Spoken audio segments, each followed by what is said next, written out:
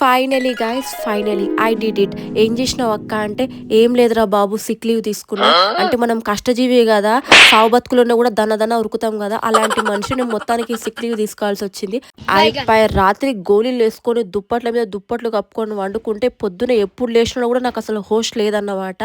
గమ్మున లేచి టాబ్లెట్లు వేసుకొని తిని కొంచెం సేపు పడుకొని లేచినాక సాంగ్స్ విన్నాక కిచెన్లోకి వెళ్ళిన. హే ఈ ఫ్లవర్స్ ఇంకా ఫ్రెష్గా ఉన్నాయి. మా హోమ్ మినిస్టర్ కూడా దీన్ని మాజా బాటిల్లో పెట్టింది. మాజా బాటిల్ ఇట్లా వాడుకుంటున్నాం మేము మా ఇంట్లో. ఏం బాగాలేదు, వేఫిల్స్ తినాలని ఉంది, I want eat something sweet అని చెప్పి ఫ్రిడ్జ్ ఓపెన్ చేసి చూసిన, ఇంట్రెస్ట్ పోయింది. వీడేదో నాకు పార్సల్ కనిపించింది. పార్సల్ నాదైతే కాదు, ఎందుకంటే నేను ఇంత నిమ్మలంగా దీని వదిలేను. అబ్బో మా అన్న కొత్తగా కొనుక్కుండా అనుకుంటా. నేను కూడా మీలాగానే dark room person. Dark room లో అయితేనే నాకు నిద్ర పడుతుంది, లైట్లు ఉంటే అస్సలు పడుకోను. ఇంత ఇబ్బంది పడుతున్నావు, కింద మీద పడుతున్నావు, హాస్పిటల్కి పోతే కాదా అంటే, ఆహా లడలడ అర్ధగంట మాట్లాడమంటే మాట్లాడతా కానీ ఇంజెక్షన్ అంటే మాత్రం నాకు విపరీతమైన భయము. అస్సలు పోను నేను. నీట్గా క్యూట్గా దుప్పటి కప్పుకొని మధ్యాహ్నం కాకముంగట వండుకుంటే 5:30 6 అయిపోయింది అనుకుంటా. కోమా కాదు కదా, మొత్తం హోష్ లేకుండా నిద్రపోయినా నేను.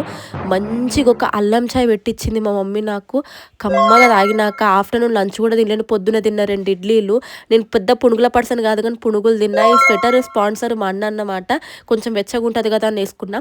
ఆఫ్టర్ దట్ రీఫిల్ మార్నింగ్ నుంచి ఇది 4th బాటిల్ అనుకుంటా. రోజు ఆఫీస్ ఆ డెస్క్ ముంగట కూర్చొని కిలకిల నవ్వే నేను ఈ రోజు అంతా బెడ్ మీదనే ఉన్నా. అస్సలు నా వల్ల అవ్వదన్నమాట ఇలా ఉండడము. తలనొప్పి వస్తుంది, ఫుల్ అంటే ఫుల్ కాఫ్ వస్తుంది, థ్రోట్ పెయిన్ వస్తుంది, సర్ది అవుతుంది. మా మమ్మీ మంచిగా వేడన్నంలో ఎల్లిపాయ కారం వేసి 2-3 ముద్దలు తినిపించింది. కొంచెం సేపు అయినాక మళ్ళీ నీట్గా టాబ్లెట్లు వేసుకొని సాక్స్ వేసుకొని చేసేది ఏం లేదు. ఫుల్ అంటే ఫుల్ రెస్ట్ మోడ్.